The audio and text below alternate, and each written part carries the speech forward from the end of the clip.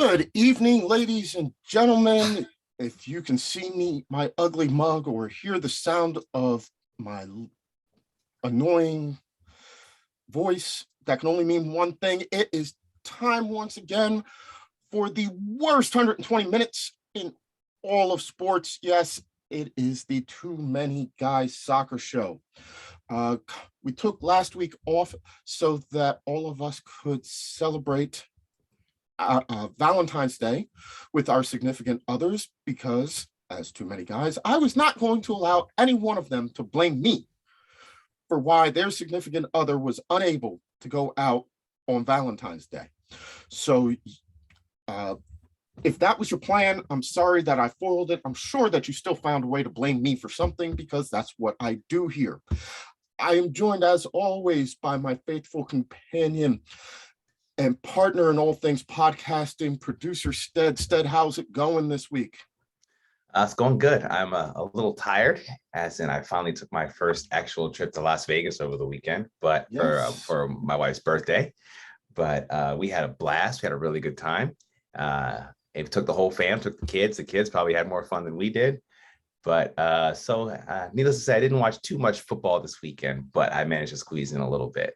So I'm sure you guys all saw the view from my sweet 61st floor. You could see the whole city. It was pretty awesome. So yes, yeah, doing well, doing real well. It was an amazing view from the 64th floor. I have not, or 61st floor. I myself have not been to Vegas yet either. So I'm looking forward to my first trip out. It's a good time. It's a good time. In fact, we should talk off show. Well, yes, we have so many things to talk about off the show, not the least of which is our hope that in the next couple of weeks to be introducing a brand new sponsor to the show. Drum roll, please. Yes, one that we all will be happy with. Well, most of us, the ones of us who are located in this country and on this coast. And our good friend from across the pond, pulling the early shift, as always, London. Sean, how goes it, my friend, and your band of cats? Band of cats, yeah. Band of cats are good. All going very well. We obviously are having a slight change of weather here, because the grass in my garden has grown by about 2 inches, which is good, because that means it's over 6 degrees. And on the football front, looking forward to the last 15 games. Here we go. Yep. It's hard to believe that we're down to the last 15 games, but then again, for Arsenal anyway. For others, there's fewer. Yeah, well, of course, that means that the season's just barely past the halfway mark for most teams as we go through this. And 15 games in EPL parlance means we still got another 3 months almost of soccer and of football, and the games are going to come fast and furious. But we have a great show today. We were off last week, so we're going to try and pack everything in this week. We've got just about everybody coming on. Los is going. I was going to say that we the great betting coup that started yesterday with me and several friends is we've all backed Everton to get relegated. Ooh. Well, I'm pretty sure that you could get, if you'd done that before the season, you might have gotten better odds, but I'm sure that they've decreased now.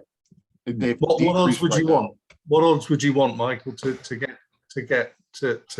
a bet on Everton to get relegated? What odds would you be looking for? I don't know, but I still think that you could get somewhere. Probably they were a couple of 100 to 1 at the beginning of the season, maybe even over 1,000 to 1. I'm suspecting that you might even get somewhere in the neighborhood of 25, 50 to 1 right now. Nope. They're down as low as 5 to 1. 5 to 1. Wow. Yeah. And this is a team that hasn't been relegated in recent memory, although they flirted with it. They are the second longest servants in the Premier League, or the First Division Premier League. Yeah, you correct me if I'm wrong. I don't know if Arsenal has ever been relegated from the First Division. You are correct. And it's been since the war since Everton has been down. So yeah, the second longest tenants in the first division. Going down for them would be a pretty. I think that's one of the storylines to follow as the season progresses. The chances that Everton might get pulled down into this relegation battle.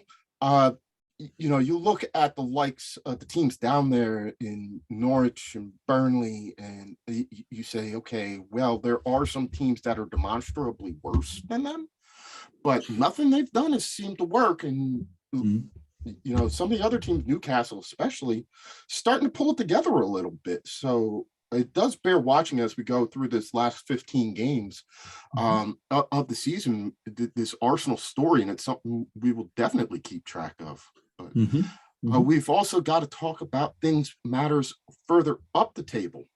And to get us kicked off tonight, we're going to welcome on our good friend, Carlos Rosali. Los, you've got to be one of the happiest people on the pod this week as your Spurs pulled out a surprise, statistically unlikely given the amount of possession and passes that Manchester City had, and Spurs' recent results. But Harry Kane seemed determined to go to the Etihad and show Man City what they missed out on, and put on an absolute masterclass, scoring 2 goals, including an extremely late winner where he just basically out-muscled Kyle Walker, who looked like he was putting a business decision in.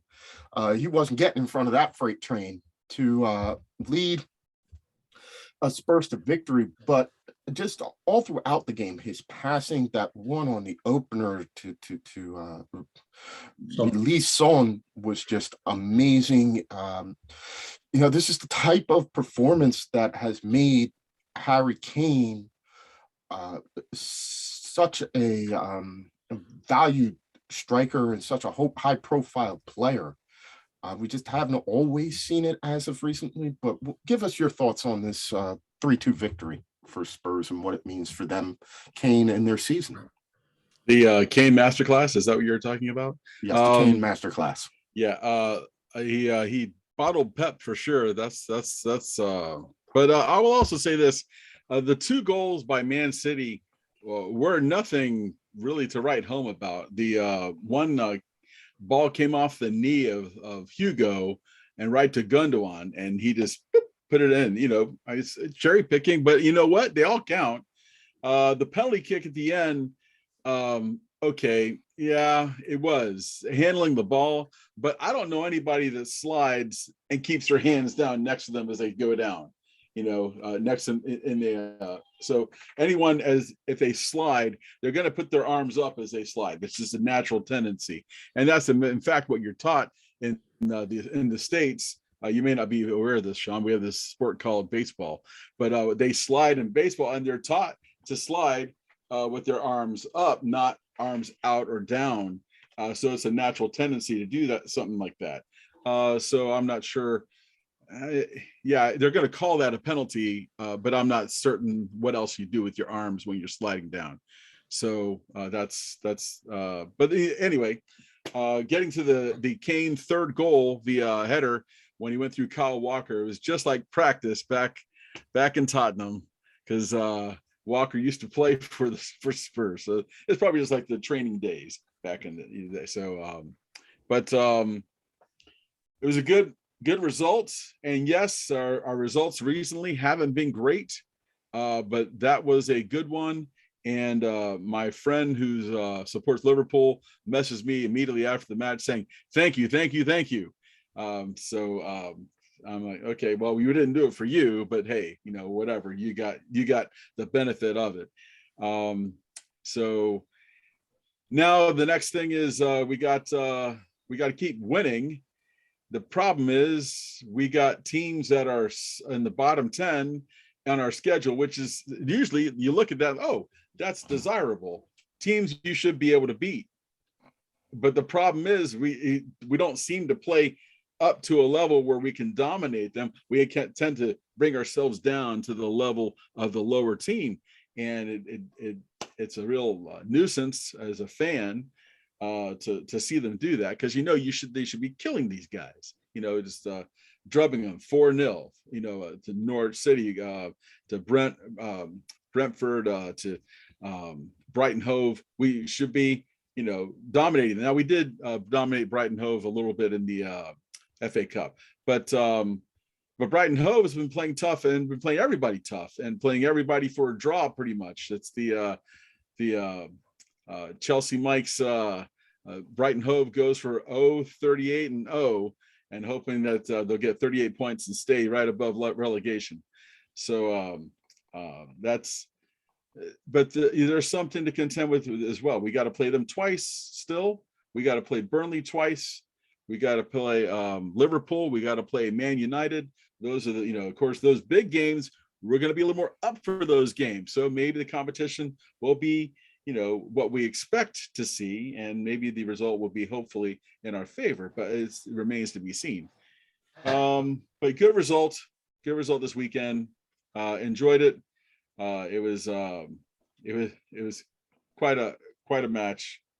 And actually, I'm not certain that the other goal by Kane, which was called off, was actually offside. They never showed the VAR wiggle lines that they put down to show that his toe was off or whatever it is that they're measuring by anymore. So before the game, Antonio Conte had a bit of a go at the team, and Daniel Levy to a certain extent. He talked about the transfers. He said he didn't think the team had improved much during the transfer window. He said he thought they had gotten worse. The results going in had been a little bit consistent. He got the reaction that he wanted from his players. Now, though, we face the issue of a little bit of fixture congestion coming up. Spurs are still in the FA Cup. They have that match coming up the 1st of March. Like you said, they still have Brighton and Hove, who've been playing pretty much everybody tough. Liverpool, Manchester United, some big games left to go. Plus West Ham.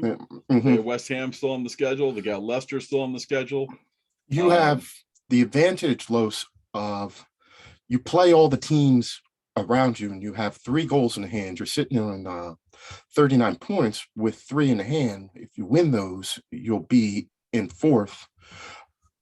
At this point in the season, though, would you rather have the points or the games to be played? I'm not certain I understand the question. Well, you have the 3 games. You right. trail Manchester United by 7 points. If you win your 3 games in the hand, leapfrog. You would leapfrog them, and you play everybody around you. So win and you're good to go. At this point in the season, though, with the fixture congestion that's going to inevitably come from having to make up these games, would you have rather played the games or and gotten the points, or would you rather have the games in hand to yet to be played with your destiny kind of in your own hands? Oh, okay. I understand what you're saying. The fact that we have games in hand, is that more desirable than having the games already played? Yeah, and the points on the board. Right. Well, if assuming points on the board, I'd much rather have the points on the board already and be done with it, and enough of this congestion. But it is what it is. The schedule is what you have in front of you. You got to beat the team that's in front of you, and that's all you can worry about. You can't even worry about the next match. You got to worry about this match you got first, right in front of you. The one after that, that's going to have to wait. You can't look down the road. So the team we have presently to look at tomorrow is Burnley. It's a makeup from week 13 when they moved the match. Was that the snow match? Yeah, that was the snow match. Sean is nodding his head, so that must have been the snow out. Okay, yeah, the snow out. Snow out. I thought it would have been fun to watch him play in the snow, but then the ball is colored differently than just the regular white football. It's a little like yellowish, so it probably looks good on the white snow. I mean, we could have given it a shot and seen what happened. So, must be those that they'll wish they'd have played in the snow with the gale storm winds and rain that's going on in Burnley at the moment. So. Are you saying it might get postponed again? No, but it's going to be very windy. Yeah. Well, we're also without Oliver Skip. who by the way, the coach did refer to him as Skippy, just because you Oh, asked did that he? question, Ah, Sean. okay. Yeah, he asked you had asked that question a few months back. Do you call him Skippy? Well, yeah, they do call him Skippy. And we're missing him in the midfield. Believe it or not, I'm actually becoming more fond of this guy watching him play. I wasn't so sure in the beginning, but I really like how he plays, and we are missing him in the midfield. It's kind of an obvious thing to me that we're missing him. We are also missing Japhet Tanganga. Maybe not so much on the right back. He's looked promising last year when he pretty much took Man City to school on defense, and we won a match 2-0. And there was a meme going around of Japhet Tanganga emptying his pockets after the match, and they had his keys, his phone, and Raheem Sterling was another thing that came out of his pocket. So, but as of late, Japhet seems to not be where he was in that particular match. It seems like that was the pinnacle. It seems like he was at his best in that match and hasn't really played up to what we're expecting for him to do since we saw what he could do in Man City last year. So we're not. I'm not going to say we're not going to miss him not being there for the match tomorrow, but that's there are other guys that are playing better than he is presently. Sergio Reguilon is out again because of COVID, and so we're going to miss him on the left wing. But he's getting. I think he shows moments of brilliance. If he could just finally put one in the back of the net, boy, I tell you what, he's already well liked by a lot of Spurs fans. If he's puts one in the back of the net, he'd be loved by some Spurs fans if he could do that. And the same thing would have been true for Lo Celso before his trade or loan to Villarreal. A couple times he had opportunity to put it in the net and make himself a folkloric name in Spurs history, and it just didn't happen. So hopefully he's getting his swagger back in Spain, and when he comes back, maybe he can translate that into some midfield magic for Spurs. So 2 questions. How are you and the rest of the Spurs fans feeling about the Antonio Conte's shift to the 3 at the back system that seems to work so well for him and that he favors? Do you think the team's adapting well? Do you feel like that has promise for them? I think initially we were like, okay, let's see how this is going to go. And but when he won or drew the first 5 matches he had as the director, as a technical director, we're like, okay, maybe there's something to this. And then we went on a little tailspin. So now we're like, everybody questions the manager. Okay, well, does he really have the people to run this three back defense? Well, it's kind of like it's a 3-back with a 2 midfield cheats is how I look at it, because you got a 3-5-2 and you got 5 in the midfield, but 2 of those don't press necessarily all the way up. So they're still, it's almost like an attacking defender, but not really fully attacking. But they're there to help benefit and bolster the midfield. So that's how I'm viewing it. That's how I'm seeing it. So that's I kind of like the idea. It seemed to me for a while there that Major League Soccer in its infancy, it looked like it was favoring a 3-back defense for a while, with the scores being 6-5 and 5-3 and all this other thing. Oh, well, that was more because they couldn't play defense than anything else. Well, they had 3 backs though, and that's where they were. And matter of fact, I remember the All-Star game that was played in Orlando. They started both teams with 3 defenders on both sides for both teams. I'm like, oh, we're going for an attacking game. I gotcha. So I'm not totally convinced about the 3-back defense, but you know what? It's looking good, and Conte seems to know what he's doing. And just, you can't say pass the ketchup and pass the mayo. This is this is not gonna fly there. You gotta follow Conte's rules and his direction. All right, and the last question is this the type of victory that can reignite their season and their push up the table? Well, I think so, especially the manner in which we scored the goals that we did score. The manner in which we gave up the goals were like, but the manner in which we scored the goals and pressed when we did have possession, I think that can actually do wonders for our mentality, our confidence. But I mean, it remains to be seen, because we were doing a lot of, I'm not going to say catch up with when we're playing, and not that kind of catch up, but we were playing catch up against Man City.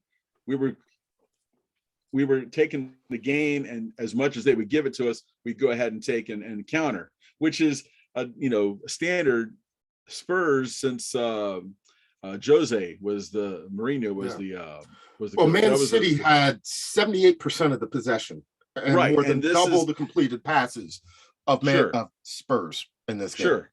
Sure. I know the numbers. I'm just saying that it was playing right into what we've grown accustomed to over the last couple of years of the quick counter and shoot and score, and it worked for us great in this game. But now the question is, we take on Burnley tomorrow. How much of the possession are we going to have, and are we going to be able to build up and come up with a goal that isn't a breakaway, something where you can build and send in nice cross in the center and go ahead and see if Kane or Son can get on the end of it and finish it off. So that remains to be seen what happens when we get full possession or a lot of possession. Under Pochettino, we were looking forward to having all the possession, because that's just how he played. That's how we did it. Under Mourinho, it was a different story. He was okay with hardly any possession, do the quick counter. And with Conte, I've seen a mix of both. So the question is, what kind of finish are we going to have tomorrow? Because we're going to have the better possession, I believe, for the whole match. But the question is, what kind of finish are we going to have? Because if we do all the build up, but can't put it back in the back of the net, what's it all for? You can have all the possession in the world, and it doesn't mean squat if you don't get 3 points. Man City. United. All right, man. Well, thanks for coming on and joining us and giving us the Spurs perspective on the all right, and masterclass. Tell Larry I still love him, but hey, we got 3 points. Yep. All right, we'll see you later. Bye. So we're gonna switch gears entirely and bring on our good friend, the Professor Matt Kowalski, in a second. Matt, how you doing this evening? Good, gentlemen. How are you doing, Mike? I'm doing great. Now, Sean, this is just for you. Matt is an aficionado of all things Eastern Europe. So I have asked him to give us, a la Chelsea Mike, his update on the things in Eastern Europe. And I have made sure that he includes a report on the Belarusian League so that you can talk about your breasts. Exactly. Thank you. Thank you. Well, the Belarusian League doesn't start back up until March, unfortunately. They're on the old Soviet spring through autumn calendar. But so, Sean, no breasts for you until no breasts. Once the Belarusian League starts, we'll dedicate some time to that. It's an interesting one, God knows. So where would you want to begin? Because the RPL and the UPL both begin after the long winter hibernation this weekend. Well, let's start with the Ukrainian Premier League. What are we looking for there? Well, I sort of wish Cam was here, because as a aficionado of the Scottish League, he knows this all too well. It's as it's been pretty much since Ukrainian independence, a 2-horse race. It's Shakhtar or Dynamo. And at the moment, both teams are separated by 2 points. Weirdly enough, neither really did business over the winter transfer window. In the post-Soviet space, the January window is almost as important, if not more so, than the summer window, because you have a little over half of the season played, and you really get a good sense of, okay, well, we need this, that, or the other.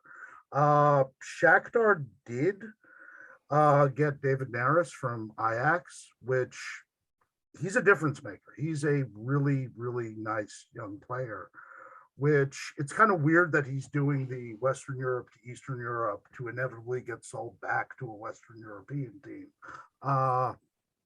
thing. Dynamo really didn't do much. They jettisoned a lot of wood, dead wood that has been in the squad for a bit, but they are the defending champions. They have the squad to go toe to toe with Shakhtar. My question, and I'll freely admit it, I'm a Dynamo fan, is I'm not certain about the manager. As impressive as he was last year, this is a 76-year-old Romanian man. I mean, it's Mircea Lucescu, who managed the Romanian national team when Ceausescu was still in power, which tells you everything you need to know. Yeah, that's a name that I have not heard in a while. Yeah, no, he's just been chilling, and then we hired him out of the blue after. The frustrating thing about being a Dynamo fan is the ownership is weirdly loyal to bringing back managers, former players, or personalities with what they call the Dynamo Serca, the Dynamo heart. So if you played for Dynamo at any point, regardless of how good a manager you are, we'd hire you. And then there was this giant break last season, and I was skeptical. A lot of Dynamo fans, particularly the more tribal ones, were like, this guy's ex-Shakhtar, which is a big rival, screw him. But I was like, okay, well, let's see. It's different. We're thinking outside the box for the first time. He was okay last year. He's a bit of a tinkerer. It's kind of like, the Liverpool, Benitez days. You're never sure who exactly the starting 11 is going to be week in to week out. And that could be a good or a bad thing. Last season, he was able to manage that situation well and really draw a balance between being somewhat more attacking, but also being, pragmatic against, teams that could hurt you. This season, he really hasn't gotten that balance right. And it's going to be interesting to see what happens down the stretch. The good news is arguably one of our better young foreign players, a Luxembourgish international by the name of Rodriguez. He is healthy. And when he plays on the left side of the front four, he does make a difference. He's not particularly a great goal scorer, but he's a very creative player. So that's something to watch. The only other major story out of the Ukrainian league is the sort of rise of this reincarnation of Dnipro. You guys probably remember Dnipropetrovsk from the Europa League about 6 or 7 years back. A new version of the original club, which went bankrupt, partially because their owner was shady.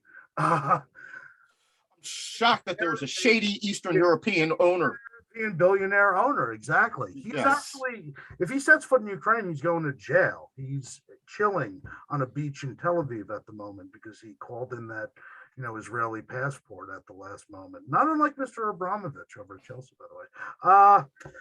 It's kind of interesting. They're in third place at the moment, and there's a rather large gap between second and third. But the fact that this club, which has a lot of really interesting young Ukrainian talent, and some Brazilians I've never heard of, but who seem to be fitting in well, that's a positive because the Ukrainian league has never really recovered from the Maidan revolution and the very real ongoing conflict in the country. And one of the casualties were some of these historic Soviet era clubs like Medalist Kharkiv, Dnipropetrovsk, obviously all the Crimean teams that don't exist anymore. So the fact that this club is doing well and that there's meaningful football being played at the top level in Dnipropetrovsk, which is a big city. It's the third largest city in the country, is important and is positive, at least as far as I'm concerned. So I know that I'm about to ask a question that's going to be near and dear to Sean's heart. as our resident bettor. If Sean wants to go out and lay a 3-team parlay for the top 3 finishers in order in the UPL, give us your predictions so that he can then hold you accountable for his gambling losses later on in the season. It pains me to say this. I don't think Dynamo's done enough. I think Shakhtar take the league. I think Dynamo finished second and comfortably. As much as I would like to see Dnipro finish third, Zoroya Luhansk, who's been kind of the weird third wheel of the Ukrainian league over the last decade, they would be my favorites to finish third because they're effectively a Shakhtar Dynamo farm team. They're both of the 2 big teams under 21 club. There's talent there. And they have a very stable system in place. All right, and I want to make sure How many qualify for the Champions League? First place qualifies automatically. Second plays a 2-legged 1-round playoff, and then third and fourth are Europa. The last question is going to be, how is the ongoing tensions in Donetsk going to affect Shakhtar? Because that is their native area. The Shakhtar Arena, which is held in the so-called People's Republic, even though they have a double-headed Tsarist eagle, which makes no goddamn fucking sense. The so-called People's Republic of Donetsk is it's like the old Zelnitzer Stadium in Sarajevo. It hasn't been used since the conflict started, and it is bullet-ridden. It's literally almost on the phone. So where are they playing their games now? They've kind of become permanent residents at the old Medalist Arena in Kharkiv, but they and Zoroya, who was originally based out of Luhansk, have kind of been migrants. So the one thing I guess that Dynamo has going for us when we do play Shakhtar in April 16th, is that that's actually going to be a home match. Because in order to just accommodate the amount of fans, it's going to be at the Lobanovsky in Kiev. So, yeah, it's the fact that Shakhtar has not just, continued, but thrived during the conflict years is rather amazing because they, in a very real sense, have become refugees. They're a refugee club. So, real quick, let's talk about the Russian Premier League. I know that it's kind of politically incorrect to give any attention to Russia, but I'm sure that they are not making the decisions for Vladimir Putin. We were talking earlier that is not Russia. That's the important thing, and Russia is not Putin. So we were talking earlier during the week about a new rule that came down that changed the foreigner limit, which expanded and allowed up to, I believe, you have 8 foreigners on the team, or you had to have 8 Russians on the team. Yes, so it's the squad size in Russia is 27. So the old limit, which came in after 2010, and a little context about that. The Russian national team in 2008, the team of Arshavin, Pavlichenko, a young, very young Igor Akinfeev, they were the sort of darlings of that tournament. I mean, they beat the Dutch in the quarterfinals. I mean, they went down bad to Spain in the semis, but that was a really entertaining team with a great manager in Gus Hiddink, who got the best out of a talented but nevertheless limited, group of guys. 2010 was supposed to be, this is where the new independent Russia arrives, and they failed to make it to the World Cup. The RFU they drew some really screwed up conclusions.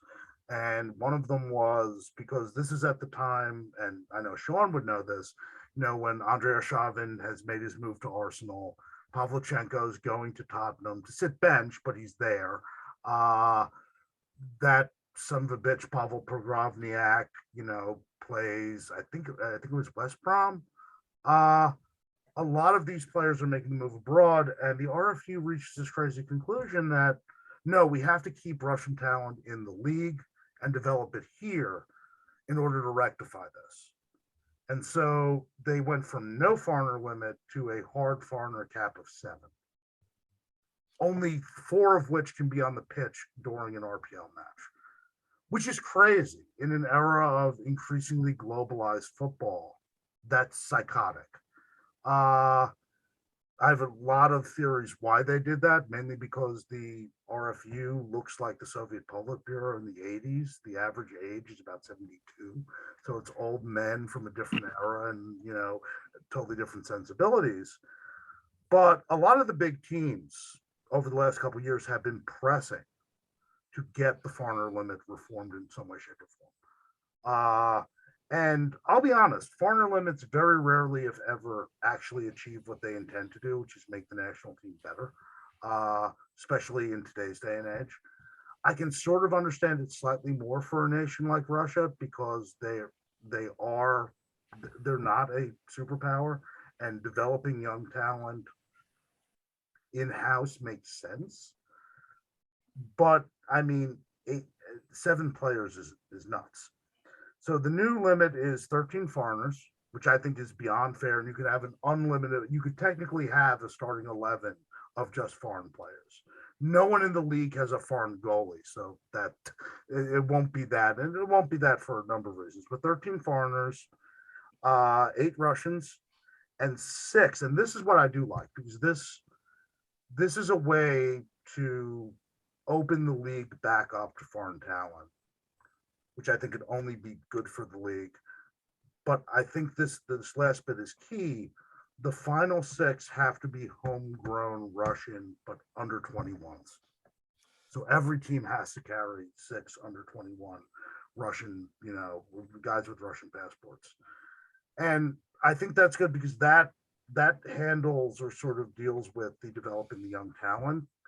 But it also means, because part of the issue with the foreigner limit and the reason why the Russian national team setup hasn't grown or developed is because Russian talent, which, guys when they're like 24, 25, who should be leaving Russia and going west, stay in Russia because their salaries are overinflated. You have almost absolute job security for life. And I see this with my students. I'm sure those of you who teach at least the collegiate level probably see it too. It's hard to leave home sometimes, especially when you're young. And I think the foreigner limit you'll start to see Russian players from that age 22 to 25, 26 age bracket start making the move less. And you're already, even before this, you've seen a little bit of it. Golovin is over at Monaco. One of the Moranchik brothers is in Italy. There's like 3 under 21 guys in Spain, but we're not seeing enough of it. There's a lot of Russian talent over the last decade that has rotted in the RPL and has stagnated. Stagnated is the only way I can put it, which is a shame because this is a country that spans 11 time zones. There's talent there. They should be better than what they are. All right. So if you're watching, we're going to wrap up real quick and shift gears with Matt, but we are being joined by Coach G, who is clearly in the mood for Mardi Gras. I'm pretty sure that he has beads on that are basically the size of bowling balls. And we will talk to him about the neck workout that he put in to be able to support what can only be described. These are, I could make some lewd jokes about those things, but I'm not going to.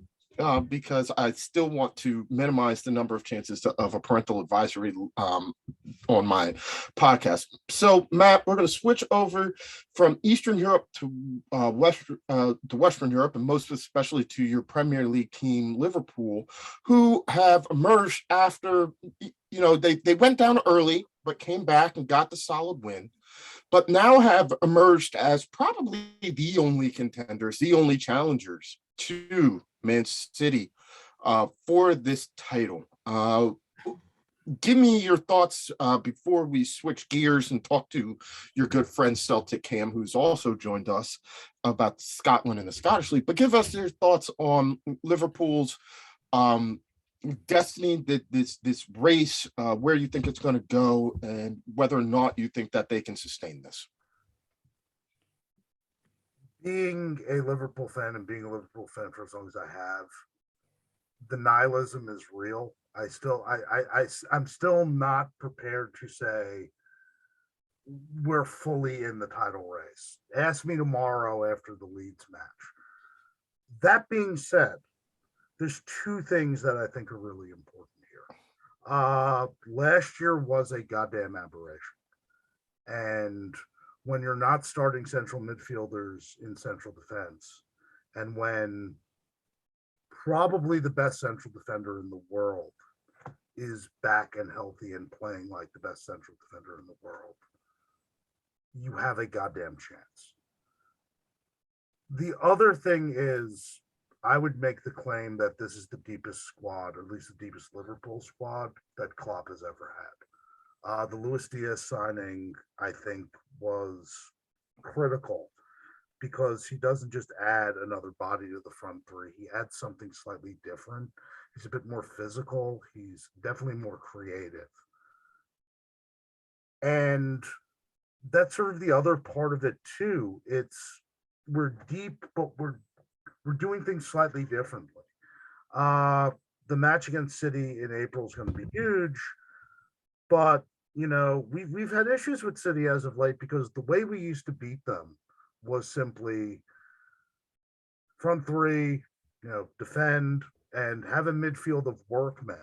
Wijnaldum, Fabinho, Henderson. And, they at that time, City had the likes of Otamendi at center back, Fernandinho, just press the shit out of them. And, we'll beat them that way. Then City switched it up. And I think Klopp has kind of picked up on that a little bit. And you're seeing the likes, not just of Diaz now at left wing, but guys like Elliott, Curtis Jones. We're seeing it finally at semi-healthy Naby Keita.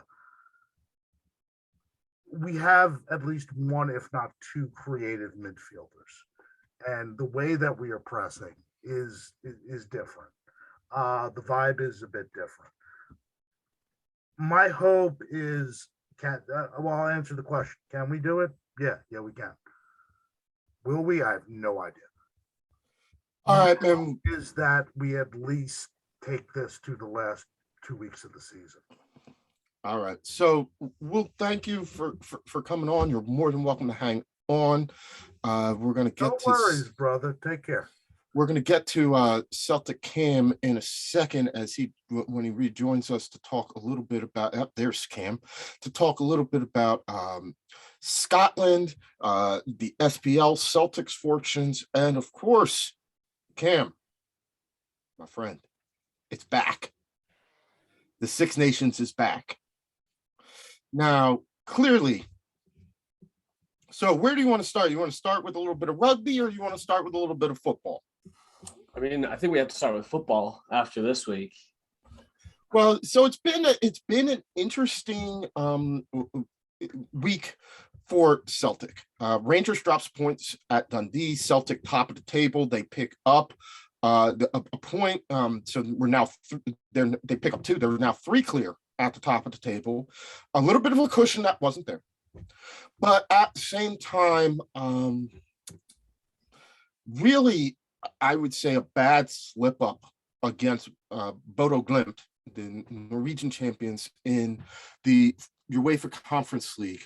You're playing against a team that's still in the preseason, and you get beat 3-1 at Celtic Park, which is known as a European fortress. It's normally Celtic's mantra in Europe is, win at home and hope to compete on the road. So I don't know what direction you want to start in, but again, we're in a situation with Celtic of domestic strength and European weakness. Yeah, no, it's been a pretty weird week. To start off with, as Rob just mentioned in the chat here, Rangers win 4-2 against Dortmund away, which was, I don't think anybody saw that coming.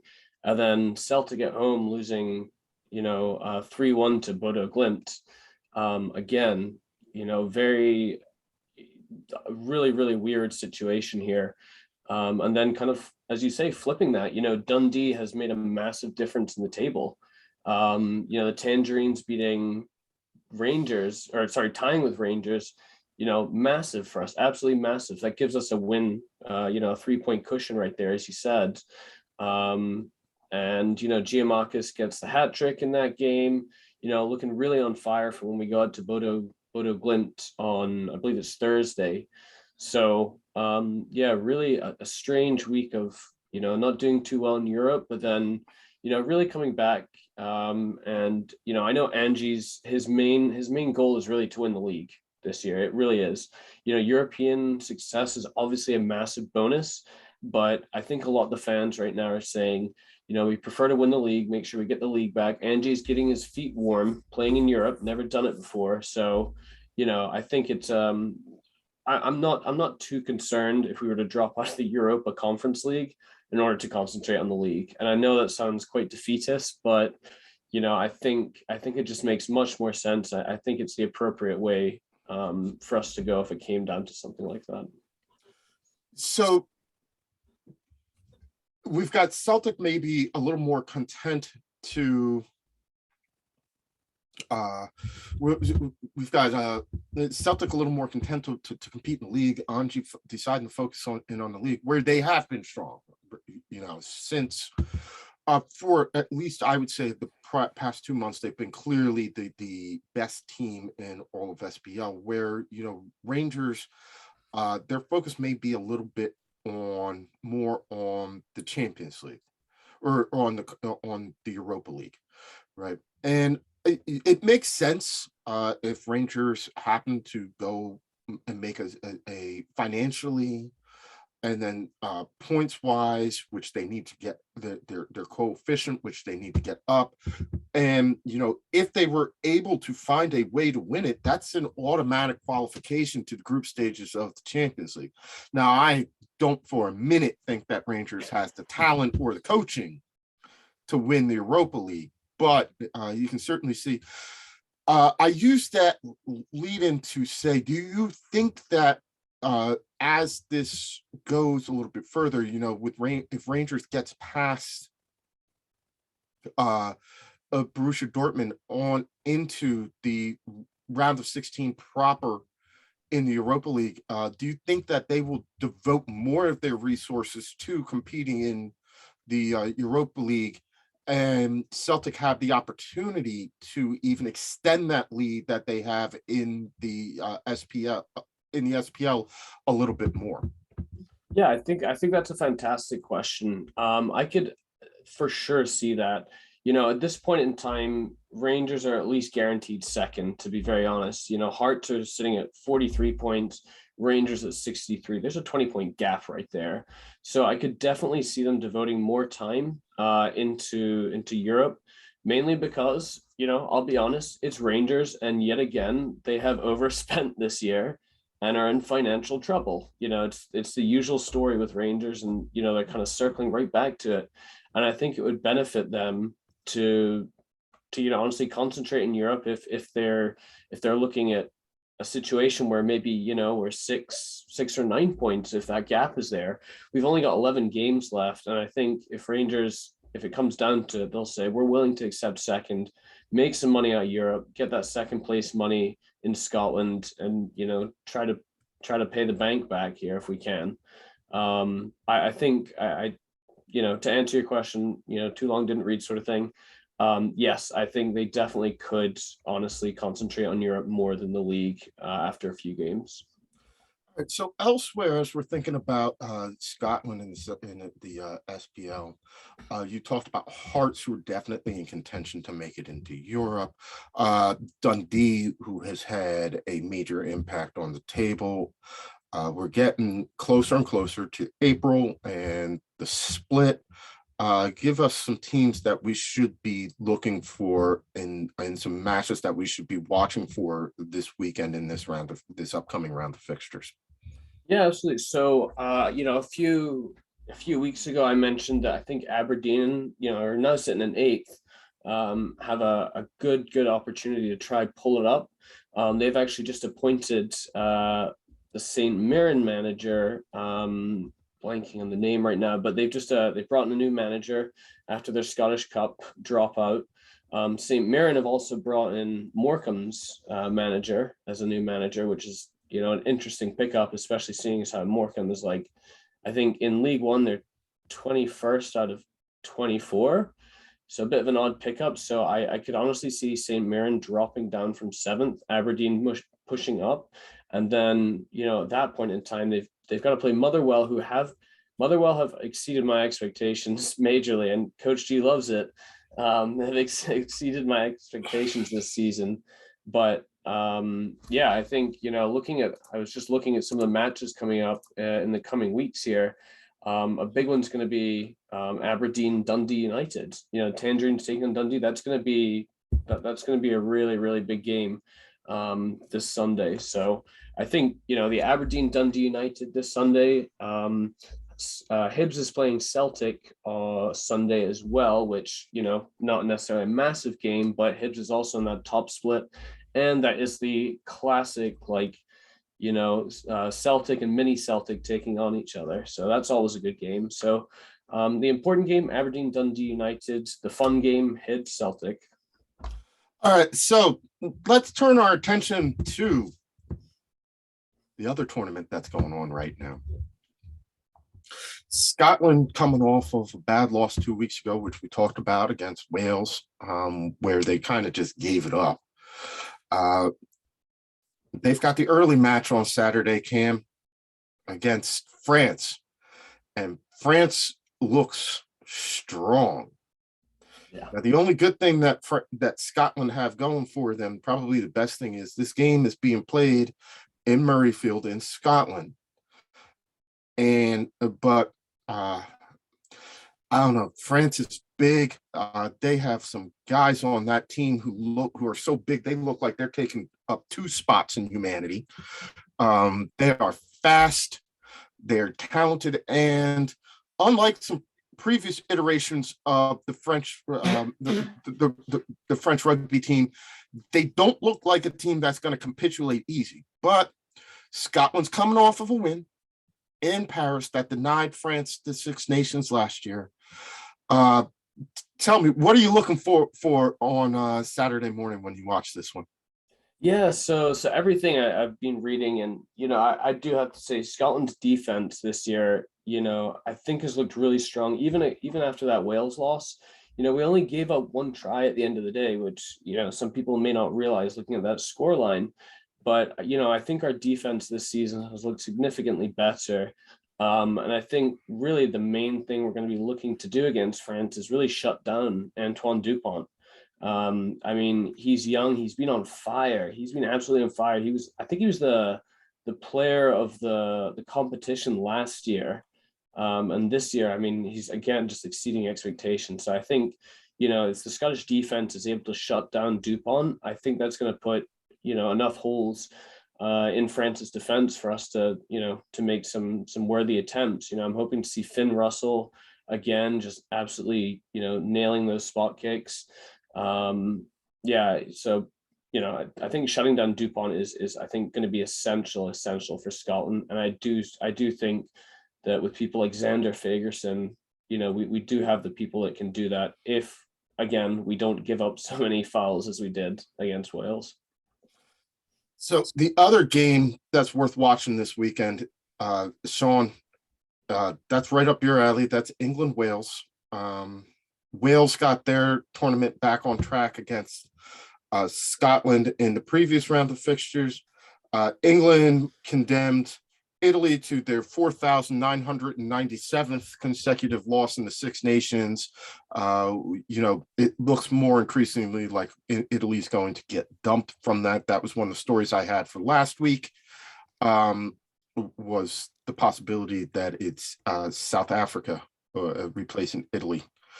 But Sean, they got the shutout, but they only scored 33 points against an Italian team that's not necessarily the greatest. These are two teams that still are there with a shout. I mean, it only takes one slip up from France. It only takes another slip up from Ireland, and Italy and Wales are back in it. What are you looking for from the English team this week when they host Wales on Saturday? Never been a particularly happy fixture for England. Wales at home. I can't remember how many times they've beaten us. But I think the England team is just sort of, reforming itself, should we say, with Smith at fly half. We have someone who I think is going to be, is a slightly more creative fly half than Owen. And yeah, I can see us pipping a win. I'm noticing that the bookmakers over here see both the Scotland game and the England game as quite tight. They're giving on the handicap 7-point start to Scotland, which I think seems fair enough. So that's just a score, a try and a conversion. But yeah, no, I can see, here we go. I'll predict a very slim England victory on Saturday. One of the big news out of this fixture is that it looks like Manu Tuilagi, the center for England, is going to be back. He's been kind of a big miss in some of these early matches. You spoke about Marcus Smith at fly half. We saw his virtues even in the defeat to Scotland. I said to you and other, I questioned why Eddie Jones took him off in that Scotland match, since he looked by far the most creative player. He's been putting his stamp on this, especially since Owen Farrell has been out with injury. I think he brings a different sort of athleticism. He may not be as big as Owen, but he's definitely, he brings a different sort of athleticism and decision-making and capability to it. It's quite unusual for he's only 5'8", I think. Smith. Yeah, and I have to say, Sean, I think you're absolutely accurate on exactly what you said. I think he could be the future of England. As Mike was saying, watching him play, I was almost jealous that he wasn't playing for Scotland. His creativity is just, it's absolutely stunning. I think that England have a really strong young player right there, and I think I agree with you. I think he is the future of English rugby for sure. He's only 22. Yeah. So he's incredibly young. He's got this. So do you think, I guess the question is this, Sean, do you think the personnel changes, Manu returning back, he's going to give them a different look at center? Marcus Smith getting the game time in the Six Nations, being able to put his stamp on this team without having to look over his shoulder at Owen and kind of follow him, being able to do this, yet another game where he's going to be your primary playmaker and play creator. Do you think that this spells good things for a team? It's still a pretty injury for an England team against still a pretty injury riddled Welsh team. Yeah, well, I think that's. I was just looking at the handicap for the England game. So the bookmakers over here are giving Wales 14 points on the handicap. So obviously, someone thinks that England are going to give Wales a tonking. I don't necessarily see it that way. Obviously, on paper, we might have the stronger team, and you're right, Wales have got a few injuries to contend with, but I think it's going to be a much closer game than people give credit for. But looking forward to seeing how Smith, the pressure is going to start mounting on him. But yeah, if you're asking me, I see a France and England win this weekend. Okay, so if I was doing the trifecta, I would go Ireland plays Italy. Again, Italy loser of 6,987 games. Can I jump in and talk about Italy? Because that's the only team I've probably watched more than once in the Soul Six Nations tournament. And the funniest thing, well, it's not just they're bad, they're tiny. I mean, there's some I've been to Italy. There's some same size dudes in Italy that they have in England, but for some reason, none of them want to play rugby. But that was the most shocking thing of both games, where like the France game, the first half, they actually were in it. They were there. They were even, a couple of points off at halftime. And then you saw it just, France just said, okay, it's time to eat these guys for lunch. And that's exactly what they did. I mean, the size difference was just so palpable that you're surprised Italy was even able to be competitive for as long as they were. It is really surprising that they haven't seen that that's their biggest deficiency. They're just small. I mean, yeah, Rob is exactly right. They need to get some more protein in the diet, man. That Mediterranean fish isn't cutting it for them if they want to play rugby. I mean, hit some protein shakes, bro. Yes, I've been watching rugby for a few years, but of course, the number of games you can watch repeatedly is quite limiting on this side of the world, unless you watch the awful rugby sevens tournaments that are shown on the local sports stations. But I can just say that they shouldn't be in this tournament if they physically cannot compete, and they physically just can't do it. It doesn't matter how good they are at the game.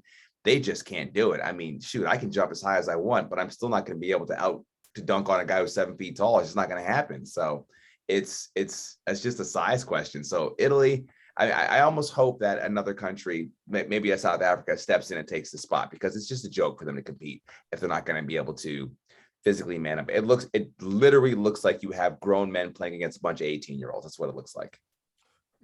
Well, if you read the reports, they really are playing for their lives right now. Mm-hmm.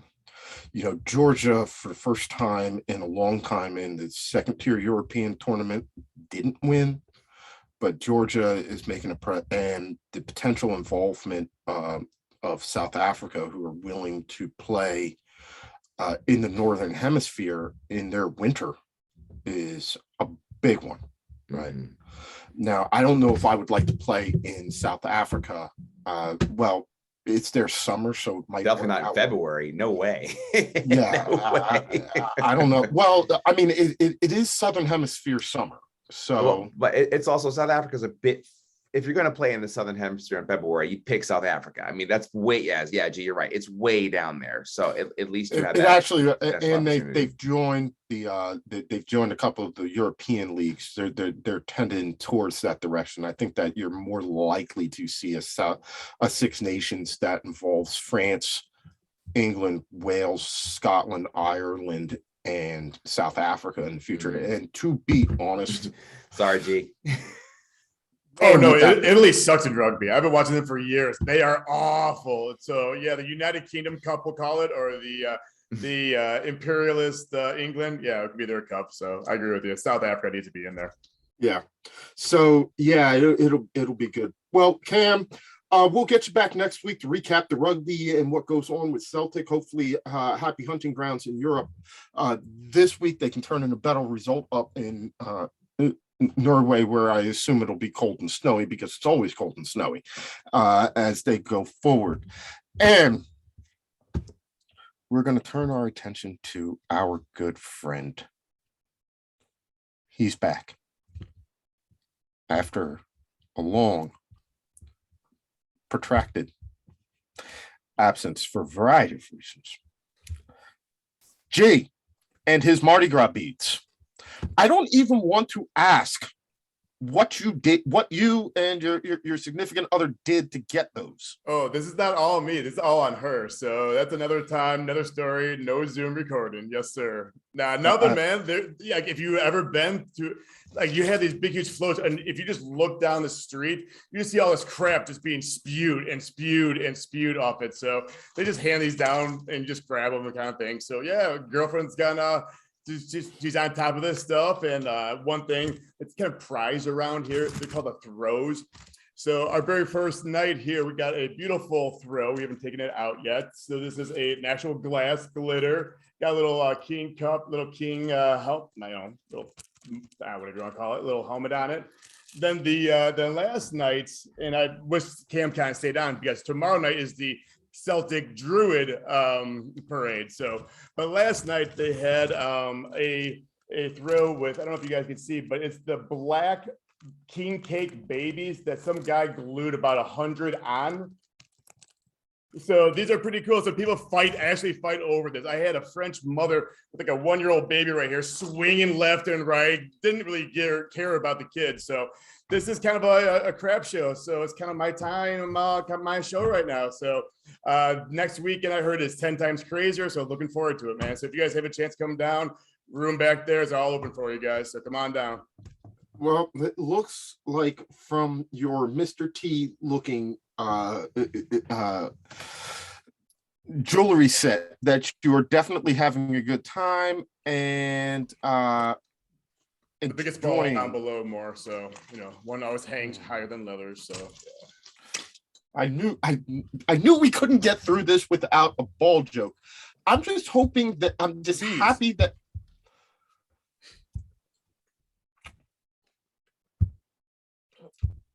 there's so many places I want to go with this right now.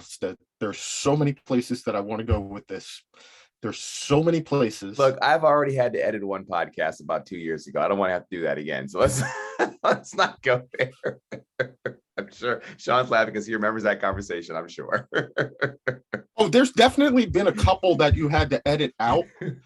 And I remember the conversations and I remember some of the lines and I remember some of the things that we said. I mean, we are pushing the bounds. We're pushing the bounds of decency during the Eastern European conversation when we talked about Sean and his breasts. But we could get away with that, right? I want to. First time I've seen I'ma a just human leave- Christmas tree as well. Oh, there we go. It looks like a human Christmas tree. Thank you, Sean, for getting me off the hook because there were some jokes. I know. I was quite lit up this weekend. So that You kinda were, makes yeah. sense. There you go. There you go, G. Yeah. So, Stead and Sean and G, we haven't had a good round of Arsenal group therapy in a while. So I am going to turn it over to our resident Arsenal whisperer, Stead, to lead us in a somewhat no, never that. I'm going to turn it over to Stead and let him lead Arsenal group therapy with the Too Many Guys soccer show. We're going to keep this particularly short because we haven't had a lot of group therapy lately and it seems to be serving our team well. So I think we should just have a quick check-in about what we've seen and what we've noticed and what we like and go ahead and just kind of nip this in the bud and go, no, because I have a feeling that we're all kind of thinking the same thing. So Sean, why don't you get us going and then G pick up where he leaves off. Well, I seem to remember not only a few months ago, maybe sort of around the beginning of August, where we all handed in our predictions for what the league table might look like at the end of the season. And I think I was the only person amongst the 20 of us that had Arsenal in 4th place on that particular prediction in that league table. And I was mocked by Chelsea Mike. Where are you, Chelsea Mike, when we need you? But we are definitely on course. So you're right, Stead, we've had no group therapy because we don't need any anymore. It's fine. He's finally getting to sort out us in the psychology room. And we probably had our most dominant game on Saturday, I would say, particularly over the last 3 months. Never looked in danger of losing that game. I know Brentford have been having a hard time, but you can only beat who's in front of you. So as far as I'm concerned, very happy with the way things are going. Getting quite excited about who we might be looking at in terms of replacing our centre forward for next season, but that's next season. Let's get this season out of the way. But all looking very good. And I watched the Middlesbrough game tonight, and Balogun had a very, very good game for them as well. He looks as though he's slowly turning from boy into man. So, yeah, all good as far as I'm concerned. You go Yeah, ahead. and some of my notes, I have is still looking for that forward. That's one kind of major key that we're kind of missing just for this kind of bigger picture with Arteta. But let's be patient. We've been on this roller coaster for a couple more years, so let's see what things are up his sleeve. It's good to see that Tomiyasu, one of our stronger defenders, we're on the bench. Like, how often have we said, our bench has been so weak that we're kind of scared to get some people off the bench because the performance just drops. Looking at our bench, it's slowly kind of filling in those gaps and stuff like that. So again, it's a slow process, but I'm liking what I'm seeing. I'm liking that whoever comes off the bench, you can't really tell any kind of difference. I mean, looking at the bench, like, holy crap, we still have these guys right there. But also looking at the bench, we still have some like weaker midfielders. Don't really have a strong forward. So, but I like what he's doing right now with Smith Rowe. I'll guard Saka. Yeah, get rid of Shaka would be kind of cool. And Partey right in the middle. Like, I love our midfield right now, and I'm a big, huge fan that midfielder always wins or lose games as well as goalies. And it looks like only thing we're lacking is our forwards and a stronger bench. And I'm liking everything right now. I know a couple months ago we're all asking for his head on a pike, but right now, we got to be patient. Arteta we trust. Yeah, Sean, you and I were very adamant about sticking with Arteta. And I think that even those fans who were asking for him to be removed were one game away from changing their minds. And so I think that what's been the best thing about what's been going on is the fact that the team is playing consistently and they are not being overly discussed in the media. I think that's a good thing. I think it's a good thing. It's great to have your destiny in your hand. And if you look at it, if Arsenal decides to really hit a great patch of form, we could be in third. So there's a lot of positive things going on in the club. And I say that with full agreement about the holes you discussed, G. Full agreement. So you're sitting here going, the foundation, the concrete is being poured very, very well. In Arteta, we trust. I think he's won a trophy, which has been great, but he's also really navigated through some very, very difficult player situations, which has been very, very positive. I'm very proud of the way he's handled it. And, I know about me. I went and scored a hat trick. Great. Good for you. I'm really happy for you. You're in a spot where that's going to be better for you. It's just better for everybody. Yeah, but we've seen that before, though. We've seen that hat trick all of a sudden. Yeah, exactly. But you know what? That's his career. That's his career, and I'm happy for him. I mean, he's not a bad guy. I'm happy for him. But look, it was cool to see Omari Hutchinson, though, the young guy make the bench against Brentford. That was pretty cool to see him in there. I never thought I'd see a guy number 82 on the field that wasn't named Ronaldinho, but it was pretty cool to see him out there. So I really think that moving forward, we have moves to make, but there is definite quality. And to see anytime you have Smith Rowe and Saka scoring. Look, Sean, you patted yourself on the back and I'm patting myself on the back because I remember saying distinctly that we need to put these two in the game. We need to put them in the game now. And they did, and they've been improving ever since that happened. I think we have two of the best young players in England right now on the squad, and we need to keep them for as long as possible. That outside wing attack can truly be something special. It could be something legendary that can go on in Premier League history. So Arsenal, just keep it up. I don't have my hopes up or anything like that we're going to win Champions League or anything like that right now, but just keep doing what you're doing because it's working. Because I wanted Edu out. That's why I wanted gone was Edu. And it looks like he might actually know what he's doing, or he just shut up and listen to Arteta because he knows the league better than he does, apparently. So he's been listening to the pod. That's why instead. Yeah. Yeah. So that's Arsenal therapy for the week. Sean, if you want to jump in for the one last comment, and then we'll just go ahead. You're right in terms of Saka and Smith Rowe, but you mentioned Hutchinson. He scored for the under-23s. There's another one that we've got on the sidelines. I think he's only 18, but is another wide attacking player. So yeah, the future looks very, very, very good. All I was going to say was I did also watch some of the Villarreal Juventus game tonight, and I wish we'd got Vlahovic because he looked special. Mm-hmm. So we were only a tiny bit away from having that centre forward. Agreed. Who the way he was holding up the ball for Juventus when they were like pinging it at him, you just look at him and go, "There's a centre forward." So let's go out and find another Vlahovic, if one of those exists. All right, so we're going to turn it over and go from Arsenal to Bayern Munich, who, Rob, it's been a little bit interesting for Bayern over the last couple of weeks.